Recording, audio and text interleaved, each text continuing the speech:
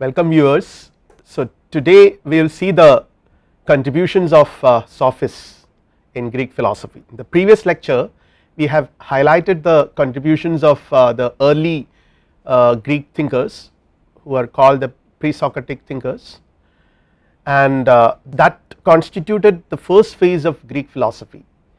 And in this lecture we will focus on the second phase, which is rather very important as far as the history of Western philosophy is concerned. So we will see the contributions of sophists in the history of human thinking, particularly in the history of Western philosophy. So these are the topics which we are going to cover in this lecture: the impact of philosophical thinking in the Greek world, which has ultimately led to the emergence of sophism. Then we will see the sophist, what constitute, or rather most important characteristic features of sophist. Then the emergence of sophism, the reasons behind the emergence of sophism, particularly political and cultural factors that propelled their emergence. Then we will see some of the major contributions or some of the major views of the sophist, which can be summarized with an explanation of what skepticism was and what relativism was for the sophist. And then we will have we will focus on the contributions, the individual contributions of two of the important sophists, Gorgias and Protagoras, and then we will summing up we will see the impact of sophism in European thought, particularly on morality and on the nature of philosophical reflections, and then the contributions of sophists. So these are the topics which we are going to discuss. Also we will have a note on the drawbacks of sophism, some of the major drawbacks of sophism as a movement. So let us begin our examination of the contributions, the philosophical thinking of sophists.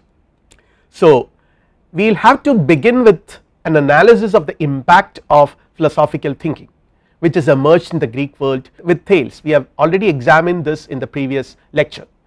So this is the philosophical approach to reality questions the accepted customs and conventions, naturally, because philosophy is a critical inquiry. So it never accepts things as it comes, as it is set. So it questions, it inquires what is the reason behind things. So this is both a philosophical inquiry as well as a scientific inquiry.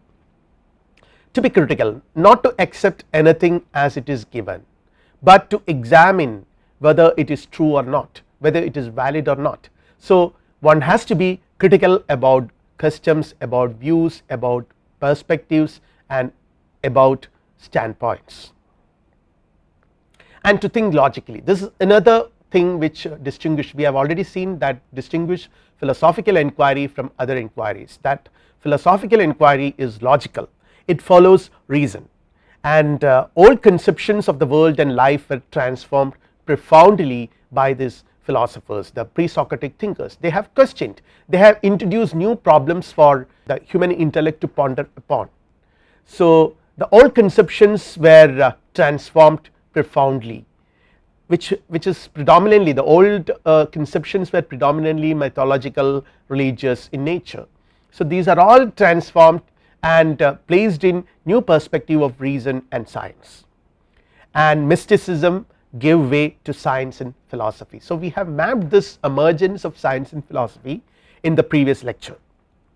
Now the spirit of free inquiry permeated other fields as well. So this is one important thing, because the emergence of philosophy has actually given birth to an emergence of a new culture in the Greek world. So every field of human activity were affected.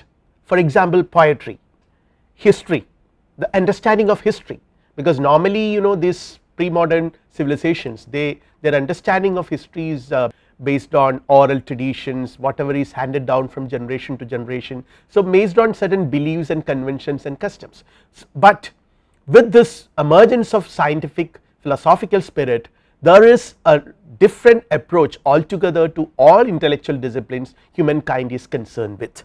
So the more important thing is we have to see the emergence of medicine as a science in the Greek world, rather than the healing practices of ancient physicians, which are not based on any codified rational knowledge. Medicine as a science, as a universal science based on certain principles and also based on observation of physicians, individual physicians, emerge during this period. So, let us see some very briefly the contribution. See, here we can see the free enquiry which is being prompted, which is being supported and encouraged by philosophical thinking. And in the world of poetry we will see great poets like Sophocles, Euripides, Sophocles, the great writer of Oedipus, the great dramatician, and such a kind of changes the Greek civilization has undergone in creative domains. And when in history we have people like Herodotus and Thucydides. And medicine, this is what I said, more importantly in the field of medicine we have Hippocrates. Hippocrates is considered as a father of medical sciences. Even now some of his views and observations are relevant and considered as important by modern scientists. So, this is the context in which sophism emerged in Greek history. Now, when you talk about the sophist, who are they? Sophists are professional educators. So, till then there was no such conception of professional education, in the sense that there are a group of people who are equipped with certain skills and certain professional knowledge based on which they can advise people in the society and train people, impart skills to the people who require them. So, and also in turn they accept money. So, that is their livelihood. So, it is all done for money based on a fee. So, sophists were largely professional educators, they were walking teachers, they never settled down in a particular place, they will go around who taught young people the art of rhetoric. So, rhetoric becomes important at this phase of Greek history, and rhetoric is a science, particularly rhetoric as a science has been practiced by these people, sophists. They perfected it and trained young people in the fine mechanisms of rhetoric. Sophistry means practical wisdom. So, when you examine the etymology of the term sophist, it means practical wisdom. They do not claim that they have any special knowledge about the metaphysical realities of this universe, like the pre-Socratic thinkers we have seen in the previous lecture were talking about that what is that fundamental substance out of which everything has come out. Such metaphysical questions were not entertained by the sophist, they rather focused on practical wisdom which is needed for living in this society, for negotiating with people in the society and for winning, for actually gaining a success in this social life. How to succeed in life? So, that is a very practical question which sophists were concerned about. In a society where you find yourself, how to succeed, how to have a good career, that is the question. How to win any argument, now they come to the point. How to win any arguments regardless of the side they took. This is because no truth is universally valid. So, here you can see their so called quote unquote metaphysical position as well, which says that no truth is universally valid, which is relativism. So, the most practical question is how to win any arguments regardless of the side they took. And what they said is that do not constitute a movement of tradition of thought. See, this is something which we have to understand from the very outset. Sophist is not a school of thought like rationalism or empiricism are schools of thought. They do not constitute a movement, even like a group of people come together and pursue certain common objectives and do certain things on the basis of certain common understanding, nothing like that. For sophists it was not like that, it was not a tradition of thought, then there is no common metaphysical doctrine, though there are several common features. So, you in a school of thought you will find some very strong basis, whether it is metaphysical or epistemological position, which you will not find in the case of sophist. Again, when we talk about there are several sophists, their names are mentioned in literature, in philosophy, in philosophical literature, particularly in the works of Aristotle, Plato and many others, but we would be considering only two of them. But when you the first one is Gorgias and the second one is Protagoras, and there is also one important sophist whose name is being mentioned very frequently, it is Socrates, but of course we will not be dealing with his philosophy in this lecture. So when we talk about these two sophists whom I mentioned, Gorgias, what is associated, famously associated with this thinker is this thesis of nihilism. Nothing exists, it is called nihilistic skepticism. And when it comes to Protagoras, the most important and the most famous and the most popular saying which has become the hallmark of sophism is associated with Protagoras, which says that man is a measure of all things. So again, now when we talk about the emergence of sophism, let us have a very brief understanding about this aspect as well. What are the conditions which ultimately led to the emergence of sophism? So we will basically concentrate on two aspects, one is the political one, the second one is the cultural one. And when we deal with the political one, we can see that it has emerged as the aftermath of Athens and other city states in Greece adopting democracy. So politically democracy is what made sophist relevant, and effective public speaking as a result of, as a consequence of democracy, effective public speaking can fetch a good career in democratic politics. So public speaking becomes very important in democracy, because what is important in democracy is to convince others through arguments that you have a point. This is what is happening in even in today's democratic world, that politicians are they come with the help of media and various other platforms, they come to the people and there is a public debate about issues, and to what extent politicians are capable of convincing people that they are good, it is based on that their success depends. So in democracy we can imagine what would have been the case in the ancient Greece with the city states, which are very small states and the population is not very large, where people even know each other. In such a case they have given a lot of importance to the skills, the speaking skills, and sophists were teachers who taught rhetoric and other forms of art that help excel political life. So they were teaching excellence in one sense, we can say that certain skills that enable people to come to the public platform and convince their views to the public and engage in an argument with others, with their opponents, with their counterparts. And again, you know, in the political side, the Peloponnesian War also has prompted or propelled the growth of sophism, and contact with other cultures gave them the exposure to doubt the legitimacy of their own beliefs and convictions. That is another thing, because one particular idea of the sophists were relativism. They do not believe in one single theory, one single idea, one single position. So they were relativist. That is because of their exposure with other civilizations, other cultures. When you are exposed to other people, you are exposed to different ways of seeing the world, different practices and different customs. This rather prompt you to accept that, or rather to accept your contingency, that whatever you believe, your customs and conventions are not the truth. There could be other ways of seeing reality and understanding the world. And again, democratic institutions encouraged independent thought and action. That is one hallmark of democracy, independent action, thought. So where people, there is a desire to power, and power is always associated with wealth, fame, efficiency and success. So all these things are required. See, the important thing to be noted here is that success will never come as a matter of hereditary.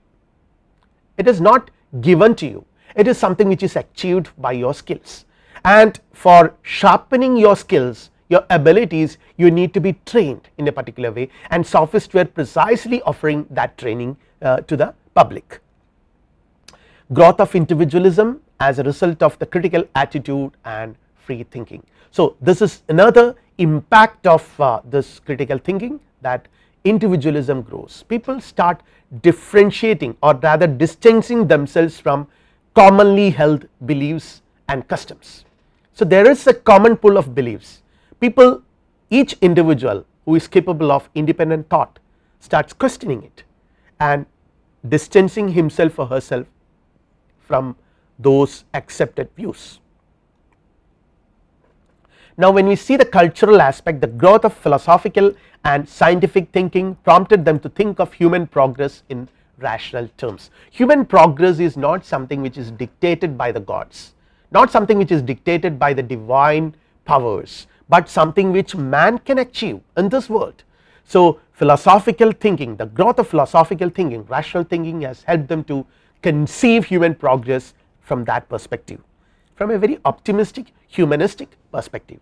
Man can fashion his destiny. That is the strongest confident philosophical viewpoint, standpoint which these thinkers were adopting. Education and training play important roles. As I already mentioned, it is not something which is given to you as a matter of being born in a particular family, but something which you have to achieve through education and training. And as a result, two important characteristic features can be identified of sophism. The first one is skepticism, never accept anything in its face value, question everything, doubt everything. There are no fundamental positions possible, so everything can be doubted. And the second one is relativism. That is again a kind of approach to life and reality, where you see that there is no ultimate fundamental perspective from where reality can be grasped in an absolute sense. Everything is relative to perspectives. Doubting the possibility of true knowledge, that is one of the consequences of this skepticism, because true knowledge depends on something which is fixed, something which is essence we can call. But here these people oppose all possibilities of such an essentialistic foundationalistic philosophy. So doubting the possibility of true knowledge again questions the authority of moral law. That is another one. Moral law. Moral law is again, there is a conception of moral law which underlies the Greek world, that moral law is something like the natural law which cannot be violated, which is so naturally there, it is natural quote unquote, which cannot be violated, should not be violated. But here these people with their skepticism, with their relativism, questions the very sanctity of such a moral law which is universal and objective. Refutation of objectivity in all fields, particularly in the field of knowledge and in the field of morals. So attacked religious and other customary values. So their conceptions are very peculiar in that way, and again moral values have not emanated from God, they are human creations. So this is another very important starting point. I would call it starting point because these people have already set aside everything that has been accepted by tradition and they want a new beginning. So moral values, one of the important conceptions about moral values is that they are given by gods, they are divine creations, you are not supposed to violate it because God has already instituted it. But these people say that it is not the creation of God, they are created by man, human beings have created it. Now let us examine two important philosophers of the sophist, and I will first go to Gorgias, and here I will just take an example of one of the arguments he has initiated, which is depicted by Plato. But before that, the major theory which is proponent by Gorgias is nothing exists. So as I have already mentioned earlier, his philosophical position can be termed as nihilistic skepticism, nothing exists. If, and this is an argument, this is actually given by Plato, if something does exist we cannot know it, even if we can know it we cannot communicate it. About the gods, I am not able to know whether they exist or do not exist, nor what they are like in form, for the factors preventing knowledge are many.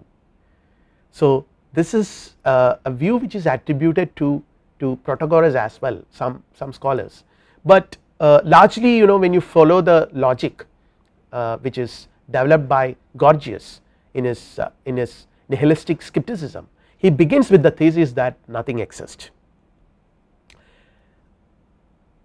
If anything exists, it must be either being or not being, or both being and not being. That is another step. So we are advancing, the argument is being advanced. If anything exists, it must be either being or not being, or both being and not being. It cannot be not being, for not being does not exist. But if that is the case, if it did, it would be at the same time being and not being, which is impossible, which is a contradiction. So one possibility is ruled out.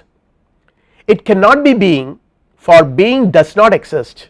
If being exists, it must be either everlasting or created or both. So now another argument, if at all being exists, it must be either everlasting or created. If it is created, it is not everlasting because it has a beginning.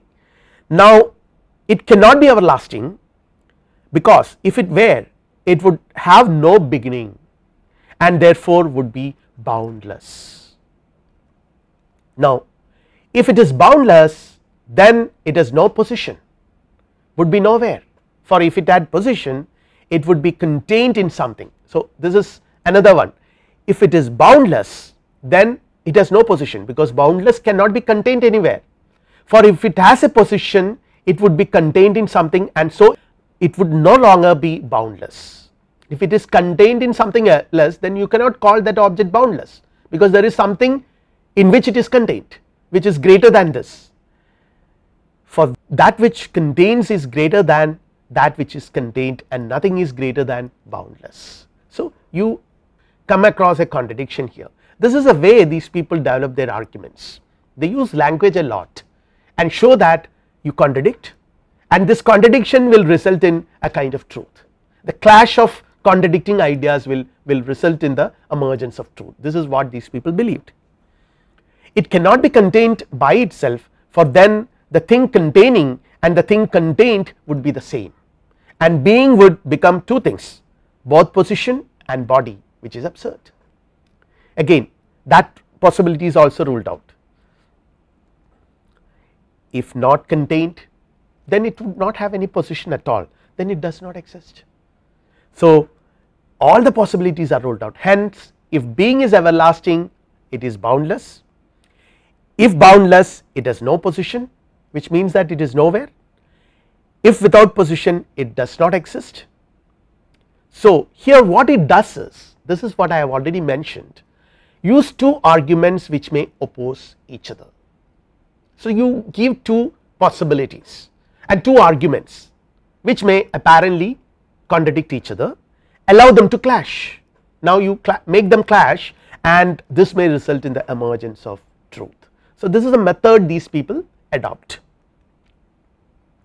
and in the light of this, when we examine Gorgias' philosophical position, we can see that he is a master rhetoric, he is a master of rhetoric and a master rhetoric.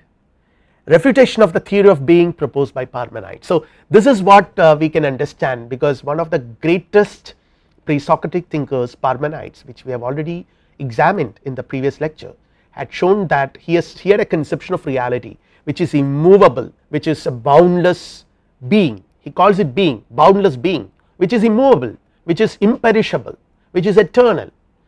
Such a conception is being refuted by the sophist, by Gorgias, with this nihilistic skepticism. So it is a refutation of the theory of being proposed by Parmenides, and is a major propounder of the idea of paradoxical thought and paradoxical expression. So you can see they bring about, or rather they put forward certain paradoxes. That is what I said, they allow contradictions to clash, oppositions to clash, and paradoxical expressions also. So we can see that in this sense Gorgias is not primarily a philosopher of excellence, a teacher of excellence, or excellence or virtue like many other sophists. As I already mentioned, many of these sophists were walking teachers. They trained people in excellence, how to be excellent, how to succeed in life. So they were teachers of excellence and virtue, but Gorgias in that pure sense of the term is not a teacher of excellence or virtue. He believed that there is no absolute notion of excellence or virtue. That is another important thing, because there is no such absolutism present in Gorgias' philosophical position. He is a thoroughgoing relativist or nihilist. They are relative to the situation and context. So excellence in one context need not be an excellence in other context. So that makes the space for relativism. And again he refutes a representationalist conception of language.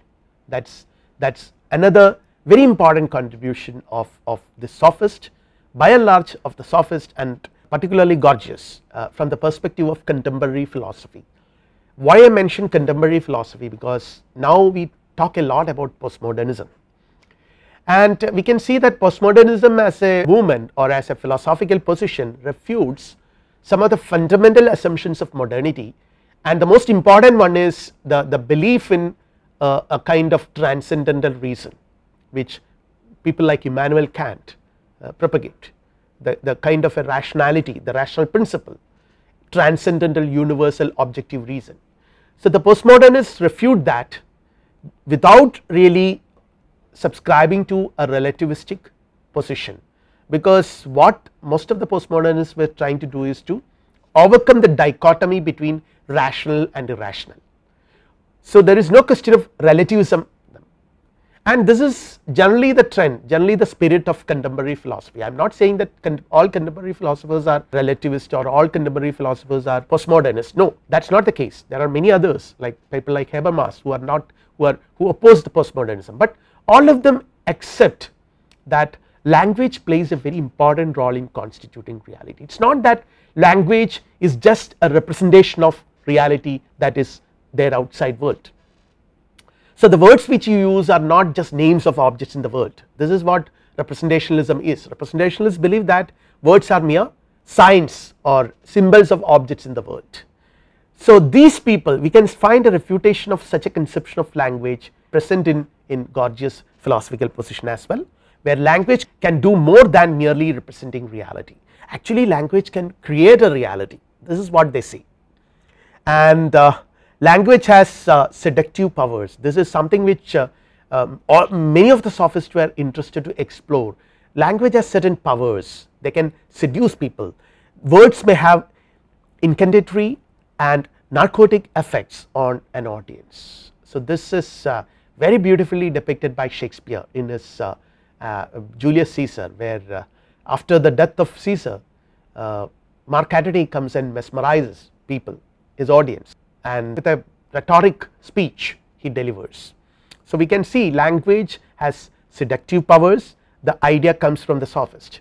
A skilled rhetorician can prove any proposition. So this is interesting. You can prove any argument, you can put forward proof for any argument. We may say something and mean something else. This is all possible in language. Language has a force to lead. I mean, if at all there is something called truth, it is language which takes us to that truth, language which takes us to reality. And when we talk about the Gorgian impact from this perspective, the youth were attracted to his position naturally. Somebody who comes and denies, somebody who propagates nihilistic skepticism, the position will be definitely attractive to the youngsters particularly, because it is at that age you sort of develop opposition to tradition, conventions and customs. There is no truth out there, we can make it. This is another important sophistic position. There is no truth out there, we make it, and we can get training for this. So you can actually sharpen your skills, your abilities with the help of certain trainings and imparting certain skills, and success is not something that comes as an hereditary right, it is achieved through skills. So this is a very optimistic belief which youngsters would have, and naturally Gorgias and other sophists attracted them. But Now there are certain concerns which need to be raised in this context. The first one is, does this amount to corrupting the youth, because you deny the validity of any position. So does it amount to a kind of corrupting the youth? Does this nihilism invalidates all position, all truth, ultimately leading to complete nihilism, complete chaos? So these are some of the concerns. No position is more correct for these people, and these are some of the important aspects about Gorgias philosophy. Now we come to the second philosopher whom I mentioned, Protagoras, with whom the most important expression associated with the sophistic movement is associated. What is it? Man is the measure of all things. So there are two aspects to this proposition. First one is it asserts relativism. The second one is it propagates humanism, because it talks about man. Man is being the ultimate measure of everything. There is no gods, no reference to any extra human beings here, rather man. And on the other hand, what is this man? Who is this man? Whether it is a human community, whether it is humanity as a whole, no. For the sophist it is the individual, it is the individual man, and so relativism, actually it is subjectivism. So these two aspects need to be understood before we proceed further. Gorgias was not a teacher of virtue, as I already mentioned, but Protagoras was, and he advocated the idea of it is a Greek word, disoil logai, or different words. There are two contradictory sides of every issue. So highlighting the two sides of every issue, so you begin with both the sides and train students to see both these sides and argue accordingly. So what basically Protagoras says is that there is no one issue which is correct than the other one. You can, for on any issue, on any problem, on any given situation, you can find two opposing contradicting viewpoints, and you can't say that one of these viewpoints is more correct than the other. And Protagoras was training his students to argue for each of these positions, each of this viewpoint. One can, through the employment of such techniques, make the weaker cause appear stronger. So you can even prove that at 12 o'clock in the noon in a marketplace, a philosopher goes and announces that it is midnight now, there is no light, it is darkness and it is midnight now. It is obviously against what you perceive, but then through argumentation, through such rhetorics, you can ultimately prove that it is midnight. So this is the way these people have taken their philosophy to understand things from a lighter vein, but of course there are serious implications to this such a conception. Now when you say man is the measure of all things, you are focusing on man. As I already mentioned, the focus is not on human communities or humanity as such, but on the individual man, and it is not on reason, which is the universal element that is present in all men. So when we talk about reason, we are talking about something which is universally present in all human beings across cultures and civilizations, but here with a focus on individuality, the rational element is bracketed, it is kept aside, and you isolate the individual, the concrete individual with this concrete historical environment becomes at the center of philosophical inquiry. Focus on the individual knower, knowledge depends on particular knower. So that is what knowledge is associated not with reason which is universal or with humanity, but with the particular knower. There is no objective truth. What is true to me is true to me, and what is true to you is true to you. So there is no such universal objective platform based on which you can arrive at a transcendental conception of truth. Individual is a law unto himself on matters of knowledge. So everything is dictated, decided by the individual. There are no universal standards. Now based on this, let us have an analysis of the impact of sophism in human intellectual history, individualism and relativism, as I have already mentioned. And no objective truth and objective knowledge, only subjective opinions. Each individual is a measure of his truth. So there is no possibility for truth and knowledge in the traditional sense of the term.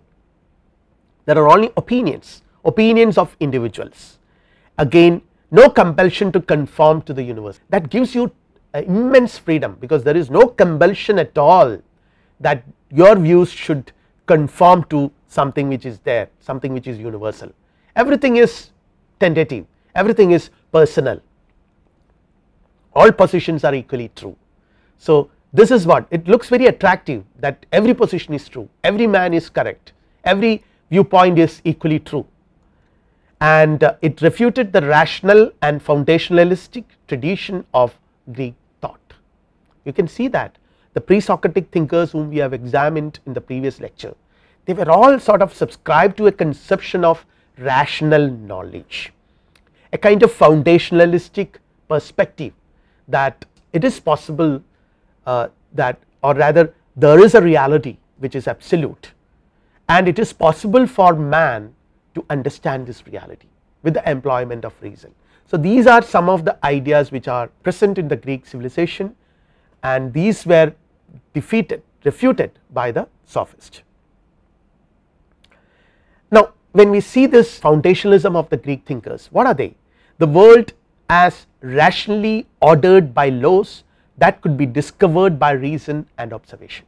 There is a world which is rationally ordered, which can be understood by human mind with the employment of observation and reason, scientific, philosophical, rational approach to understand the world. The possibility, that possibility is refuted. The laws of that cosmos can be discovered by the application of individual reason. So human mind which possesses reason has the ability to understand truth. See the optimism, the tradition of argumentation, a quest to discover truth. So these people believed in a tradition of argumentation. So something which I mentioned in the previous lecture, they call it a tradition of critical discourse, that is being undermined by the Sophists, because argumentation is meant for what? To arriving at truth. But if there is no objective truth, then what is the point in argumenting? So argumentation, the very idea of engaging in arguments, the very idea of logical argumentation becomes a futile exercise. Sophists countered all these assumptions and advocated ethnocentrism and subjective views. Ethnocentric means that there is no universally valid morals or conceptions of knowledge or values, but everything is dependent on certain concrete historical social factors or individual factors. So subjective views, cultural relativism and individualism.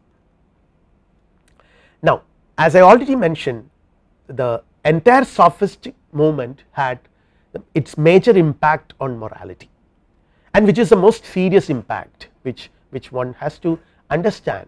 And we can see that this is actually we can see the emergence of all kinds of relativism from the Sophist position, cultural relativism, moral realism, moral individualism and subjectivism, all kinds of, even nihilism from the Sophist perspective, the most affected domain and the most important impact. So that is why the impact on morality is the most affected domain of human concern is morality, and they questioned the objective and foundational moral theories.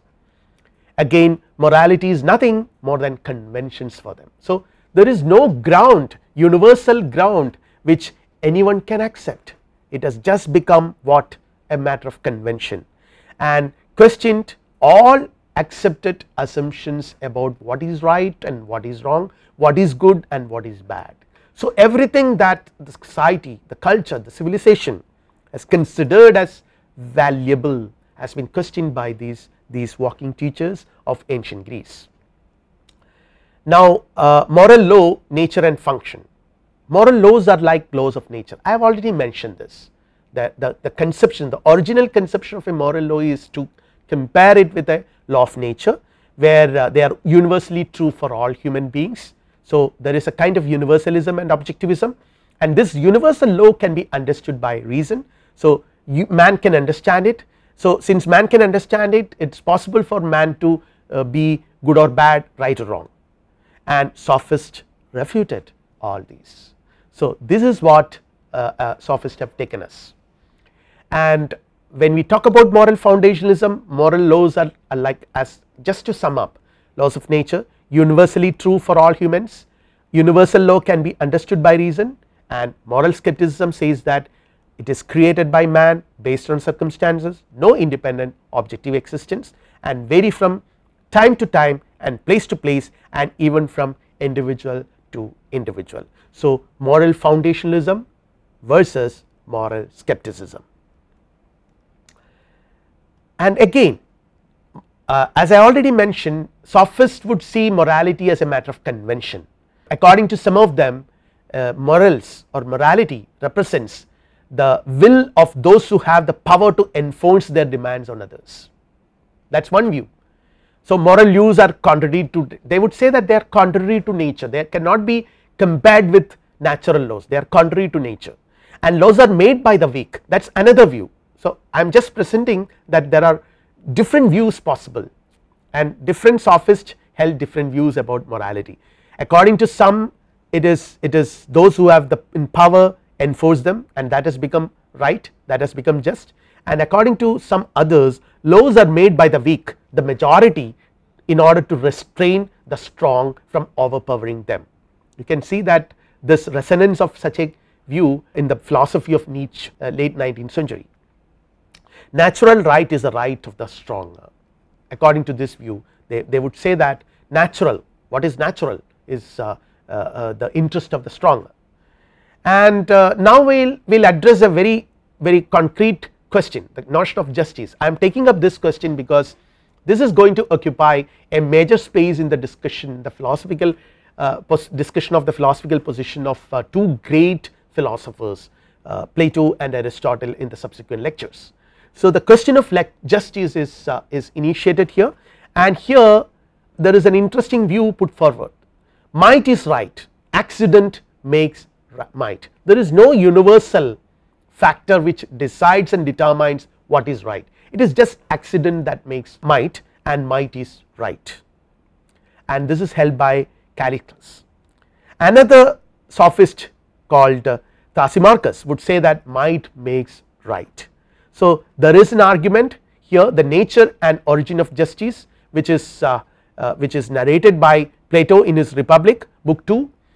What it says is that they say that to do injustice is by nature good, to suffer injustice evil, but that the evil is greater than the good, and so when men have both done and suffered injustice and have had experience of both, not being able to avoid the one and obtain the other, they think that they had better agree among themselves to have neither. Hence there arise laws and mutual convenience, and that which is ordained by law is termed by the lawful and just. So it says that the primary assumption is this, that to do injustice is by nature good, and to suffer injustice is evil.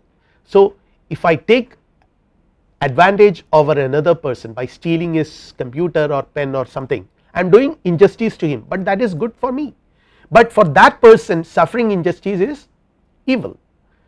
So but it is not possible for human beings in normal circumstances to always experience good, experience pleasure. So what they have done is they have come to an agreement to do away with both justice and injustice. So this they affirm to be the origin and nature of justice. It is a mean of compromise.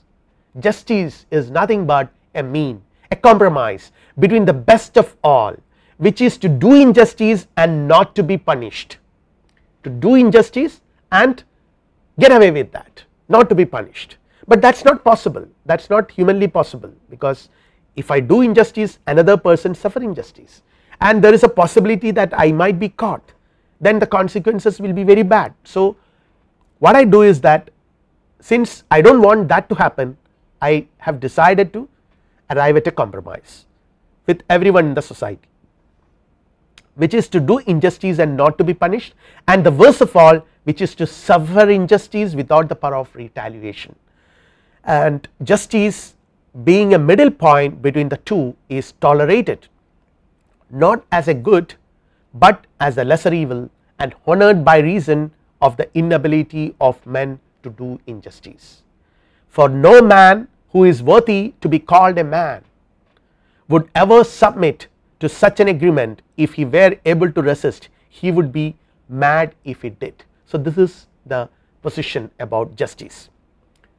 I repeat the last line, for no man who is worthy to be called a man would ever submit to such an agreement, this sort of a compromise. If he were able to resist, he would be mad if he did.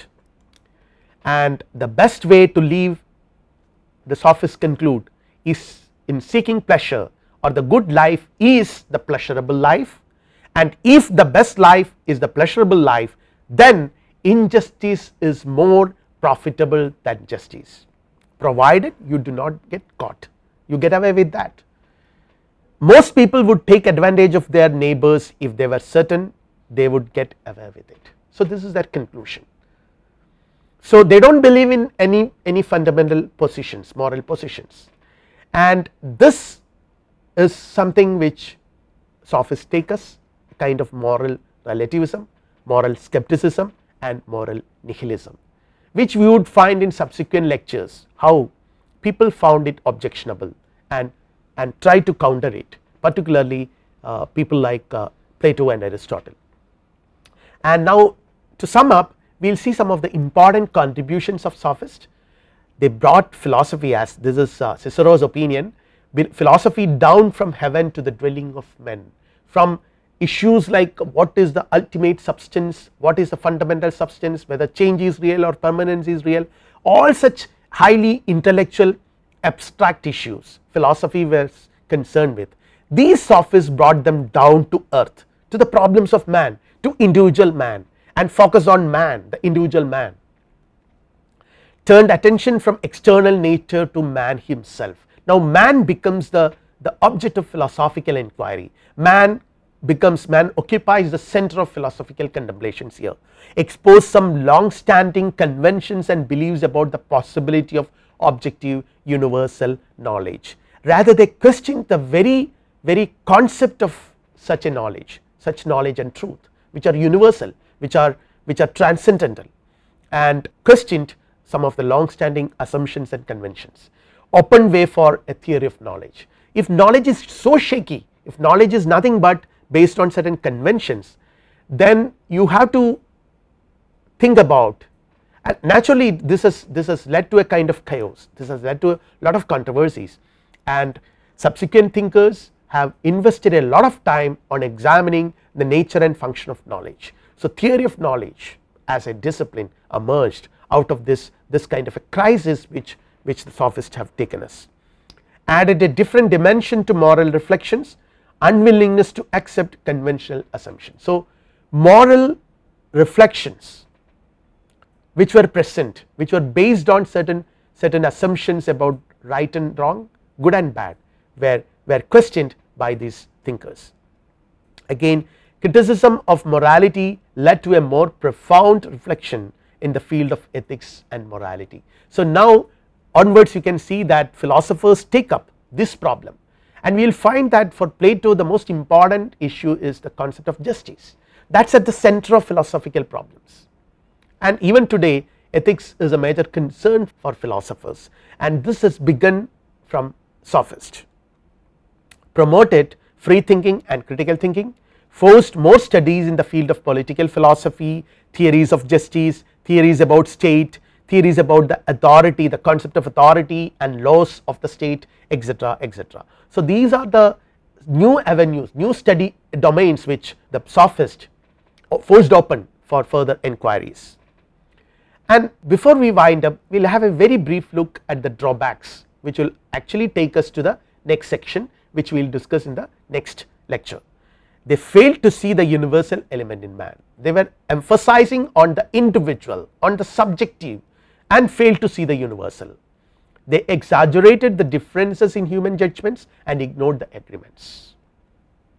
They magnified the accidental, the subjective and personal elements in human knowledge and totally neglected the universal aspects. The critique of traditional morality collapsed into subjectivism and individualism and further to pure selfishness and moral anarchy. That is a situation which we will find when Socrates arrives into the scene. Promoted disrespect and disobedience to the law, neglect of civil duty and selfish individualism. So, these are some of the very sad consequences, very objectionable consequences of the sophistic movement, and they threat to community life with stress on selfish interest of the individual over conceptions of general welfare of the city. Now, with this we will go to the next step.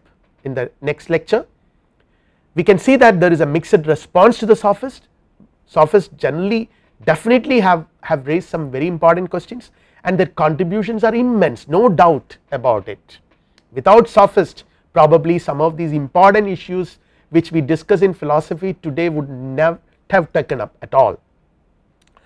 And concern for the law, state authority and public welfare was something which prompted later philosophers to counter the positions of sophists, and there is a concern for reason, because these people have totally done away, undermined the role of reason in the pursuit of truth and knowledge.